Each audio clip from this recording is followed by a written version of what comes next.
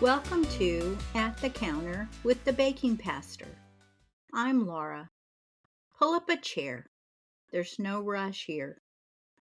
This season, we're sitting with the hard days. The ones that don't resolve quickly, the ones that change us in ways we didn't ask for. Here at the counter, nothing needs to be fixed. You don't have to have the right words. You don't have to have it all figured out. You can just come as you are and stay a while. This is Hard Days at the Counter. Today we're making space for a conversation that touches a place many of us reach at some point when life looks different than we expected and we find ourselves wondering how we got there. Wherever you are, whether you're driving, folding laundry, or sitting with a cup of coffee or tea, I'm really glad you're here. Today, I'm joined by Jay Setchell. Jay comes with a life story that carries way more than most of us could ever imagine. Between multiple life-threatening experiences, dozens of surgeries, seasons of paralysis, and a long road of learning what it means to keep going when life doesn't look the way you thought it would. But what stands out most is not just what he's been through, it's his perspective and how he brings it. Jay speaks about strength, not something we either have or don't have, but something we discover, sometimes slowly, sometimes in the moment when we need it most. His life has been shaped by faith, perseverance, and a deep belief that even in the hardest seasons, there is still a way forward. Jay, I am really grateful you're here. Welcome to the counter. Hey, Laura, good to hear your voice and good to see you this morning. When someone reaches a place in life where they look around and think, I don't recognize my life anymore, what do you think is happening in that moment? Not been asked that before. Good question. I think you just have to go back to your roots, your beginning, and work your way forward because you'll always find where you're at if you follow the road you've traveled, whether that's a good road or a bad road or a difficult road, and bring yourself to your current position.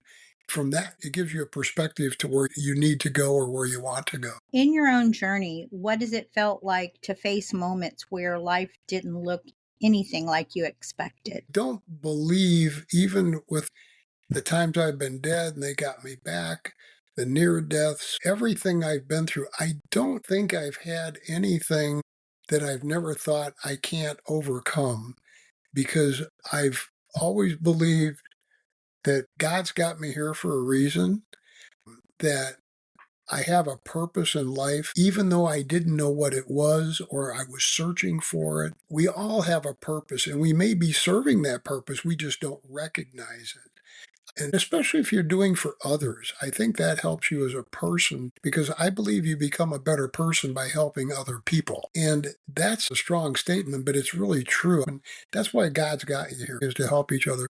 And we've gotten to a point where a lot of people don't believe that anymore or they don't understand it, but we need to get back that. For people who may be in a similar situation where things didn't look like they expected, what do you think makes those moments so disorienting? I would say for some people, maybe it's disorienting because they've not been through a lot of hard stuff in their life, or maybe through difficult or even thought about it. I don't know whether to use the word, but handed to them, or it didn't come hard. And I was raised, nothing came for free, nothing.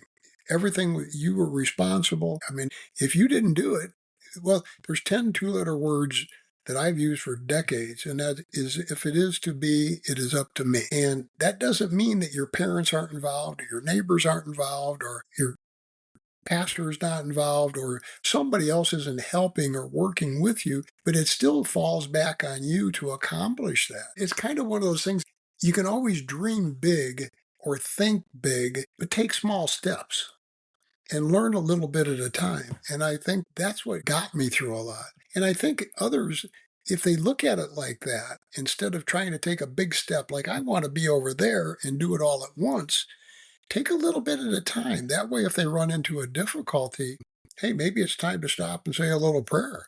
Maybe it's time to just stop and think about where you're going and what that next step is going to take you or where you're going to go with it. And it gives you that opportunity to make that little change that takes you in a different direction and helps you. I think there's something about those seasons we go through, loss of Mm, identity, control, or something deeper, when things that are really hard, it's not that they're hard, it's that they're unfamiliar. And I know you talk a lot about inner strength. Why do you believe that that's important, and where does that inner strength come from? I do talk a lot about inner strength. That's part of the name of my book is The Strength Within You. I first started out with the strength inside of you. But inside, Laura, it's like your heart is inside you. Okay, your stomach is inside you. Some of your feelings are inside you. But the strength within you comes from all sorts of different things. In my opinion, and having been there, if you're breathing, you should be moving because once you quit moving, you die. Your strength, does it come from your DNA? Does it come from the way you were raised, your parents, your travels, your friends, your religion? Does it come from being irritated, aggravated, frustrated? Does it come from pain? I have a lot of pain. I've had 73 surgeries, 15 back surgeries. My back is always in pain. It's just whether it's not too bad or if it's terrible. But the thing is, it's like having a good conversation or working on something. If I've got a problem with my mouse here and I'm really thinking about my mouse and I'm working on it, or we're having an in depth conversation, of something that's got you thinking about something else, your pain becomes less. And when you quit thinking about it or quit having your conversation or being concentrated, all of a sudden your mind does what? It goes back to the pain. And now your pain's back again or it's hurting.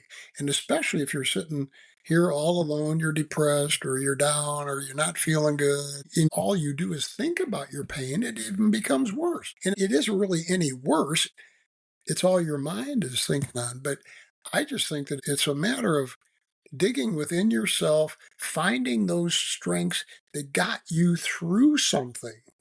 Whether you had your leg cut open and you had to have it stitched. I've got an old saying that I would say at this point: sweat dries, blood clots, and broken bones heal. Suck it up. And really, I think that it's pretty much accurate. I know I see a smile, but I think that that's what God would want. Jesus would sit and go, well, you're going to be okay. He's not going to let you go because of that. So work your way through it. And when you do that, it gives you a strength that you become more resilient. And it's not just, I was going to say my opinion, but it's fact.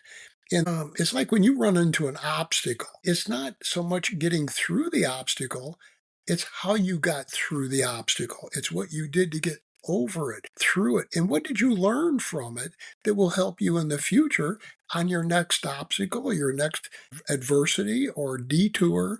And how do you bring yourself back into alignment to keep moving forward? So, yes, I was chuckling. It made me think of a family comment that we have, which is suck it up, buttercup. You There know, you, you're not always going through the I've right heard, things, but God's there for you and you're good. I've heard that a So, lot of times. you have a huge understanding of strength, physical, mental, and you mentioned something that really stood out, the difference between hoping and truly believing. Can you say more about that? I really believe there's a huge difference between faith and believing are very close together. But hoping, it's a generic term for winning the lottery in a sense, because I hope I can do that. I hope I can hit the target if you're shooting. I hope I can do whatever. It just, I hope. To me, it's just a word. But if you have faith and you believe, I just believe that faith and hope is what God has really put in your heart. And if you have that faith and belief, if you have that faith, I'll give you a quick one. When I had died my third time and they told me I would never move again from the shoulders down, I truly believe because of prayer, because of how I was lifted in prayer by thousands of people and how and what happened, I believed I was going to walk. I had the faith that I was going to walk. I didn't hope I was going to walk. I had the faith that I was going to walk way before it ever happened. I could see it. I had a vision. And it's like it was put in my heart that it's going to happen. You just have to keep working at it. If you hope something's going to happen, When you hope and it doesn't happen, you just quit. The hope stops. It's great to have hope and love and all that stuff they talk about in country songs and whatnot. I don't discount the word hope because we need hope. And I feel sorry for people that don't have any hope. But believing and faith are so much stronger and it's so much in your heart. I don't have the words. I'm not an educated individual. I'm a high school graduate. That's all I am. And I don't have these fancy big words to say it. It's there or it's A few minutes ago, you said, "If it's to be, it's up to me." How yes, do you ma'am. hold that belief alongside faith, community, and needing other people? I think it all works together. I think it's all like making a meatloaf. It's not just the celery and the meat and the breadcrumbs or the egg or whatever you're putting into the meatloaf. It's a combination of, and fortunately, I was raised on a big farm, and our farmers were our community. We lived out 3, 4 miles outside of a small farm town, 4,000 people, which was big, really, compared to a lot of towns around us. But we were a community. My mother taught, and we had 4 kids in our family. My dad was always on the school board or involved. But we always helped each other. You knew each other. If somebody was sick, you took them a pot of stew and a peach cobbler, and you took them enough food to help them for a couple of days to get through it. Or if they were injured, you helped bring their crops in or feed their livestock, or you took money to help them have fuel to get through the winter. I'm talking now 50, 60 years ago because I'm 76. But the people in town would even help, or you would help them. So that's the community side of it. But that if it is to be is up to me, it is up to you to make that final decision and push through that difficult time and to make those choices, but that doesn't discount the fact that you've got friends and other people, whether it's a pastor, a Sunday school teacher, or a neighbor that is part of your community that helps you forward and helps give you the insight or helps give you the faith and the confidence and the belief it's going to work. And that all comes back to community. And it's something that we don't have a lot of anymore because people don't even know their neighbors. They don't know the person that lives next to them, across the street from them, above them, below them, beside them. And we used to know people that lived 10 miles away. You didn't see them often because they were doing their thing. But I think it all works together. Well, Jay, I know you're making people hungry at the counter today talking about meatloaf and peach cobbler. So I apologize. I was to say, you're the baker. You should be talking about, you know, I know. Well, I'm not going to tell you that I had orange cinnamon rolls that I made fresh this morning. ooh, that sounds pretty good too. I think that we've got some important tension here because we need both personal responsibility Yes, and the ma'am. support of others. So when someone feels stuck in life, they don't always recognize it, but what's one place they can begin? Not been asked that either. Exactly. But in my experience, I've been stuck either in thought or in physical conditioning, the lack of physical paralysis. So just have to reach out and have the intestinal fortitude or the faith and belief that there is other help. And what can you do? If it is to be is up to me is a good saying, but a lot of it isn't up to you. It is up to others, but it's up to you to make that decision on who to ask or who to believe and who to work with. There's an old saying too, it's hard to soar with the eagles when you're hanging out with turkeys. So if you're going to ask somebody for help or direction or if you're stuck, do you ask somebody that's, I'll use the word smarter than you are, or more experienced than you are, or you see has already accomplished something? Ask that person. Don't ask somebody that's not accomplished it or somebody that's failing. You're not helping yourself. Surround yourself with people that are on the same mission that you're on. If you want to be a good Christian or you want to be someone that helps other people, work with people that do that. Don't hang out with people that think I'll go to the bar and get to where I can't drive home. That's not what you're doing. And that's going to be detrimental to your goals and detrimental to what you're trying to get accomplished. So I think it's really getting back to community. It's surrounding yourself and working with others and making good choices. And that's a very difficult thing to do today because of where we're at in this world and how many people make crazy choices. But you still have to make those good choices. Yeah, because I think people don't always know where to begin, how to begin, should they begin. You and I were talking before we started recording, and people like want to be somewhere else, but there's like a gazillion little steps in between. You're not going to do that. It's the baby steps that get you there. Right, right. And we did talk about that is dream big. You Mhm, can dream big, but take small steps to get mhm, there.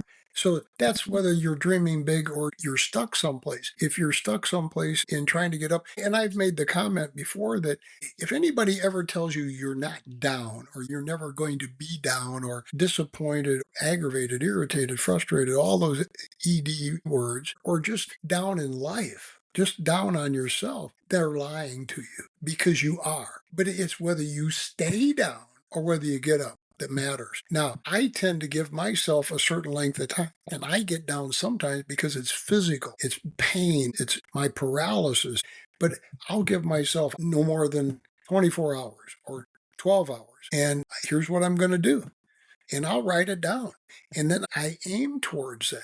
I don't know if that's a good suggestion for other people, but that's what I do. And you can't stay down. You have to keep looking and keep experimenting, but do it in small steps. My grandmother had a saying, gosh darn, I'm full of sayings, aren't I? Between that and cooking, she was Pennsylvania Dutch, and she used to say, inch by inch, it's a cinch. Yard by yard, it's very hard. It's kind of like the old thing, how do you eat an elephant? One bite at a mhm. time. You can try going this way, but just go a little bit. And if you find out that that's not the right way, then go back to your left and let's get back to center. And then you can continue on. It's funny because I was just thinking, how do you eat an elephant? One bite at a time, and then you say it. I think people are gonna have to go back and re-listen to the episode with a sticky pad, write down all the little sayings, and pop them up on their wall for inspiration. With all that you had going on, surgeries health-wise, how did you keep going, potentially when everything in you felt like quitting? Stubbornness. I think stubbornness. I've gone through so much, so many years, Laura. I had stepped on nails probably 3 or 4 times when I was about 7 years old. I stepped on a nail and it was on a 2 by 4 about 2 feet wide. My grandfather was ahead of me. There was snow on the ground and I had boots on. And when I stepped on this nail, the nail went up through my boot, up through my shoe, up through my foot, out through my boot and was sticking out. And I yelled, Grandpa, wow. And I'm looking down. I'm like, oh my God. And he came back to me and he squatted down and he said, I want you to lean back and sit down a little bit. And he put his foot, one on the left and one on the right side of the 2 by 4 to hold it to the ground. And he put his hands behind my knee. And he said, okay, now on 3, I'm going to pull your foot off. 1, 2, and it came.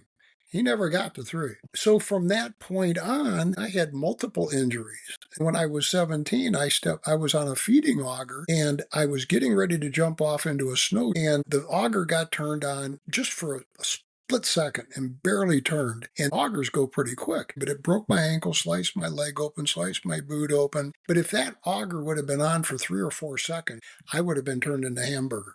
I was grateful that I didn't go down the auger. I wasn't even thinking about my ankle. I knew I had the pain and I knew what had happened. I could see it and the blood was running. But at the same time, I'm thinking, oh my God, thank you, Lord. Thank you, thank you, thank you. Because I didn't go down the auger. I've continued this cycle of damage to my body for decades.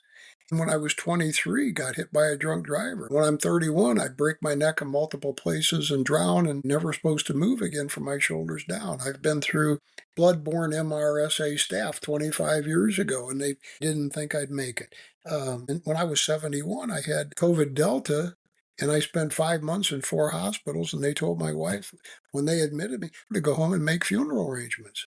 That was on a Monday. They didn't expect me to make it to the weekend. And the pulmonologist that let me out told me, he said, the only you just made it because you were stubborn. You were mad. Oh my gosh. Every time you'd ask me if I thought you might make it, I told you I didn't know. And you would cuss me out and swear. I asked your wife, where does he come up with that? She said, he's an old Marine. But he said it was your attitude, it was your mindset. You were not going to quit. You weren't going to let it happen. And it reparalyzed me worse than I was before. 2 years ago, I was eastbound on Interstate 10 towards Florida, and I got hit in the back end of my handicap van that holds my wheelchair with a ramp and stuff. and it threw me 2 lanes to the left and back 5 lanes after I bounced off the concrete median across 5 lanes of traffic down into the ditch, totaled the van. All the tires are blowing out and all that. And they got me out. My right leg was cut, and I felt like I was a toothpick stuck up in a marshmallow. I just felt like God's hand was around me as I went through that whole thing. But when I was up between the EMS vehicle and the state trooper car, the EMS guys come up. My blood pressure was 110 over 62. And they looked at the van and they said, "You know how many people ever make it through something like that alive? None. They just don't. You don't seem to be very worried about having gone through what you just did." And I said, "Sir, you don't have a clue what I've been through in my life. I don't know, Laura. It's just the fact that if you continue on, God's got me here for a purpose, whether that's to spread hope, faith, determination, resilience, belief, stubbornness, but let people know that it will work. If you want it to work, you will find a way to make it work." Yeah, Jay, I know so many people that go through a knee, hip, shoulder surgery and they go to PT and it's too hard, so they quit, or they have Yeah. cancer and they chemo gets too hard. And instead of wanting to eradicate every cancer cell in their body, they give up. And oftentimes that stubbornness going the wrong way will take their life. I'm glad God has kept you here and can keep sharing with us all the lessons you have learned. I have to chuckle. I think your grandfather and my dad went to the same school of counting. When I was little and had a tooth loose and it just would not fall out, Dad had the thought that we would try tying it to like a door and shutting it. And well, that didn't work. I think it was needle nose pliers. And again, that count, that 1, 2. And I was waiting for 3 and he goes, "Here it is." And it was like, Yeah, wow. yeah, that's except they only can learn to count to 2. That's the problem. It's like, how do you ever learn to count past 2? That's like a DJ. Check 1, 2, 1, 2. Get My past. mother, one of the things she did teaching and then taught piano lessons to hundreds and hundreds, probably thousands of students, was the metronome with a 1, 2, 3, 1, 2, 3. And in her last days of life, she had cancer. She had a breast removed when she was 88. And within a week, she was walking a mile. She said, "I'm not going to quit." She was stubborn. Oh, she was a stubborn woman. Trust me. She was part Czech and German and Polish, and she was a stubborn, stubborn woman. And that's where I probably got some of it. But the thing was, when she got dementia in her mid 90s, and we went to Florida and visited with her. She was down with my sister, and she would go 1, 2, 3, 1, 2, 3, 1, 2, 3. And you could ask her a question, and she'd go 1, 2, 3, and she'd look at you like, "Who are you?" She thought I was her little brother one time, and then all of a sudden, out of the blue, she remembered my name, and 20 seconds later, I was gone. Maybe the stubbornness isn't the word, Laura, but stubbornness is just the way I say it. It's that instinct inside of you that's not going to quit. I don't care what it is, it's not going to quit. And people look at you and wonder, how the heck are you hanging on? How are you still doing it? I think something else, if I may, that plays into a lot of this, and I'm just going to throw this out because it's kind of like believing in faith versus hope, and that's life and time. And we have so much to offer life, and life has so much to offer us. And people miss out on that so much. And I spoke at a high school here, and they were all seniors. And I said, "How many of you, with a show of hands, you're not going to hurt my feelings one bit, not a bit. How many of you are judging me because I'm here in a power wheelchair cruising around in front of you with a microphone?" And I know you are. So, how many of you will admit, with a show of hands, are judging me for some reason? And then most of them raised their hand. And I said, "Okay." And it's good. I would expect you to. Because if it was me, I would be sitting, does he have mess? Is there something else? What happened? Did he have a... A lot of you are young enough that you don't know what a stroke really is yet, but you've heard the term. But I said, I've been dead a few times and I've had all these surgeries and this and that. And my paralysis has gotten worse. And I worked over paralysis and I was able to get from when they told me I would never move, I was able to walk. I was able to walk with leg braces and a cane for about 17 years. And I had more brainstem surgeries. And that put me on a walker for about 18 years. And then my left knee's been replaced 3 times, and I had to be in a power wheelchair now because I can't be on a walker. So I can accept that. Let's talk about time. How many of you, by a show of hands, can remember being in 8th grade and never thinking you're going to make it to be a senior because it's so far away, and then graduate in eighth grade. That's long. That just getting through a freshman year. Virtually everyone raised their hand. They just never thought they'd be a senior. That's a long time. And I said, okay, now by another show of hands, how many of you can look back today knowing you're going to graduate in less than 6 weeks and think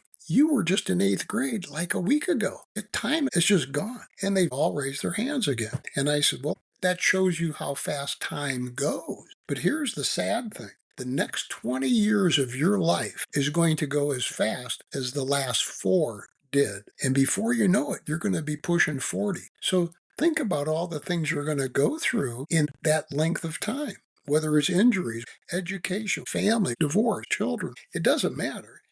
But all that's going to happen at the blink of an eye, and it's over with. Because all these people that have, and most of you out here probably have younger brothers or sisters. How long ago was it that they were wearing diapers? And now they're in fourth grade playing Little League. It's like it just happened. And how did it happen? It's an interesting concept to think back about like that, but that's how we find ourselves, our purpose. I think that our purpose changes as we move through life, as we grow and change our directions. Our purpose changes, and I think God has us change our purpose because Jesus walks with us and he helps us change our direction and our purpose and what we're doing because the more we learn and the more we do, we're able to change our purpose to help people. I would never have thought I would be on a podcast ever in my life talking about this 7 months ago. And here I am. But I never thought I'd write a book. And I mean, for 50 years, people wanted me to write a book. But had I written it 30 or 40 years ago, I would have missed a lot. And the book really, it talks about my medical stuff, but it's more about finding that strength within you and what do you do with it? How do you overcome your adversities and move forward?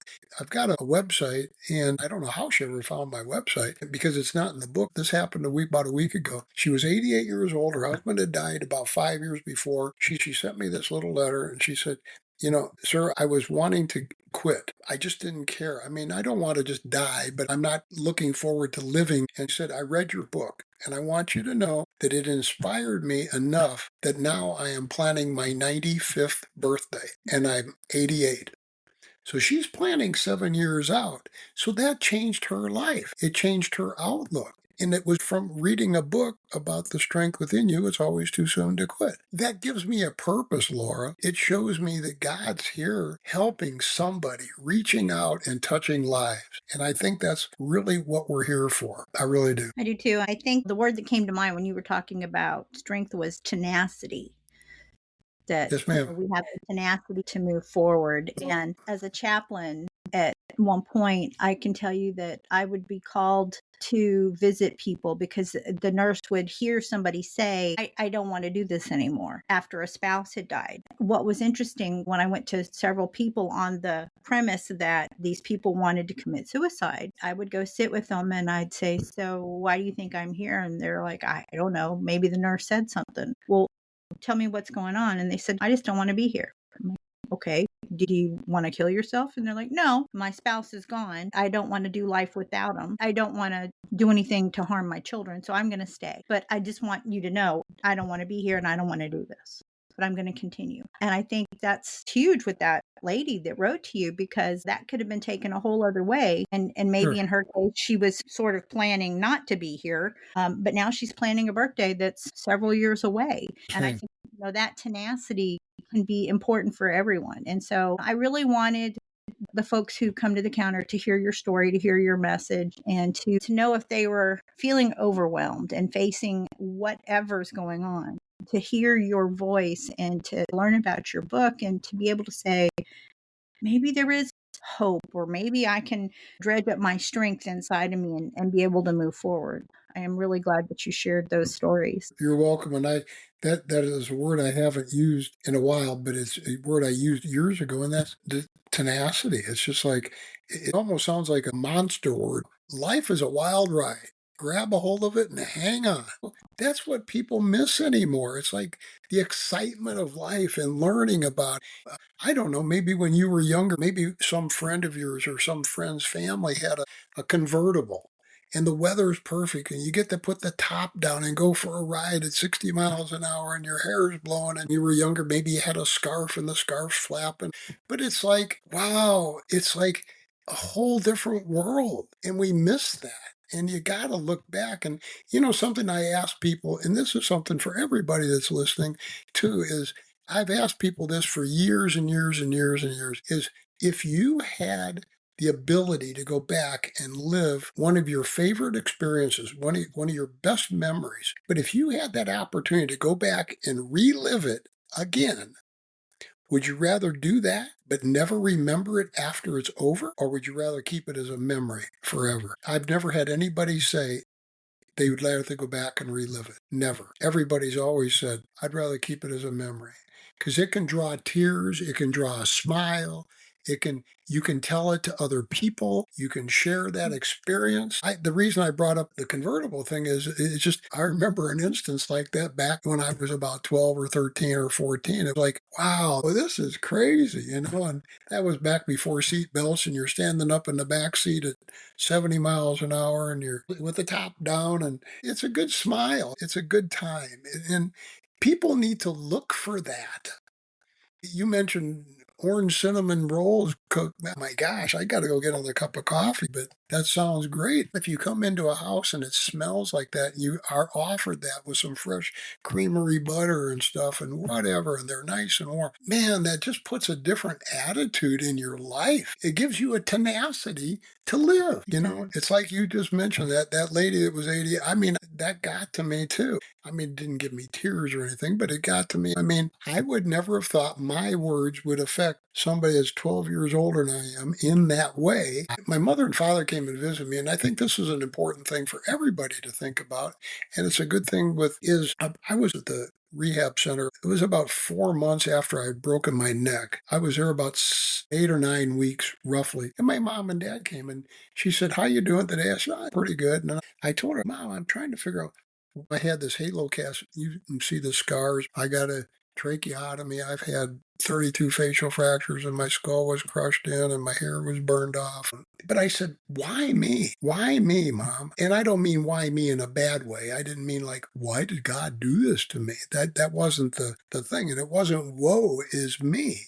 Why me? I mean, I should have died in the feeding auger. I should have died and stayed dead. Well, I died, but stayed dead in the Marine Corps or when the drunk hit me, or when I just drowned, I was gone. I was completely gone. What is it that this happens time and time and time and time again? And she said, Jay, no matter what, you made the decision to jump in the pool. Even though those other guys were going to throw you in, funning around on the 4th of July, you made the decision to jump in the pool. Take your boots off, take your billfold out, and jump in the pool. Well, when you did and you broke your neck, that was your decision to jump in. But when the lady that jumped in to help you after you were turning colors because you had drowned, you'd already been dead a couple of minutes, 2, maybe 3 minutes. And then another guy realized she couldn't bring you up and he jumped in and helped her. Together, they got you to the surface and over to the edge of the pool. It was you that made the decision to jump in. It was God that made the decision to help bring you out. And he gave them the power and the strength and the intuition to bring you out. God helped save you. And Jesus has walked with you a lot, Jay. You're going to continue on because I know you're not going to quit. You're never going to quit. You're never going to give up. She said, you're too damn stubborn. God wants you to be here or you wouldn't be here. You wouldn't be alive today if God didn't want you here. And he wanted me back. So he helped somebody come in and save me. That's a strong message. I think that's a good message. Wow, such powerful message for us, Jay. Let's pause at the counter for a moment and take a slow breath in and let it out. If y'all are listening today and you feel like your life looks different than you expected, just notice this. Where did you feel the weight of that most right now? No pressure, just noticing, and sit with it for a while.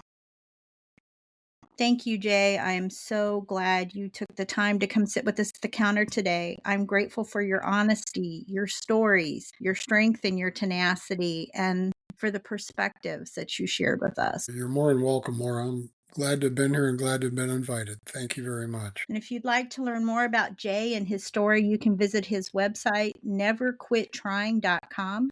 His message centers on perseverance, courage, and continuing forward, even when life feels overwhelming.